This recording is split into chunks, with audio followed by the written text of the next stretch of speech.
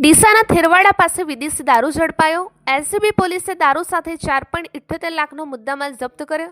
બનાસકાંઠા જિલ્લો રાજસ્થાનની સરહદને અડીને આવેલો જિલ્લો છે અને આ જિલ્લામાંથી ગેરકાયદેસર રીતે વિદેશી દારૂની હેરાફેરી થતી હોવાની ઘટનાઓ સામે આવી રહી છે। ત્યારે શનિવારે વધુ એક ઘટનામાં બનાસકાંઠા એલસીબી પોલીસે ડીસાના થેરવાડા નજીકથી ગેરકાયદેસર વિદેશી દારૂ ભરેલી બેજરા કાર ઝડપી દારૂ સહિત રૂપિયા 4.78 લાખનો મુદ્દામાલ જપ્ત કર્યો હતો। જો કે કાર ચાલક ફરાર થઈ ગયો હતો। બનાસકાંઠા જિલ્લો રાજસ્થાનથી ગુજરાતમાં પ્રવેશ કરવાનો પ્રવેશદ્વાર છે અને તેના લીધે આ જિલ્લામાંથી વિદેશી દારૂની ખૂબ જ મોટા પ્રમાણમાં હેરાફેરી થઈ રહી છે। ત્યારે ડીસા તાલુકાના થેરવાડા ગામ નજીક બનાસકાંઠા એલસીબી પીઆઈ એવી દિશાની સૂચનાથી એલસીબી ટીમ ચેકિંગમાં હતી ત્યારે પોલીસે અત્રેથી પસાર થતી બેજરા કારને અટકાવતા કાર ચાલકે ગાડી ભગાવી દીધી હતી। જોકે પોલીસે પીછો કરતા કાર ચાલક કાર મૂકી નાસી છૂટ્યો હતો।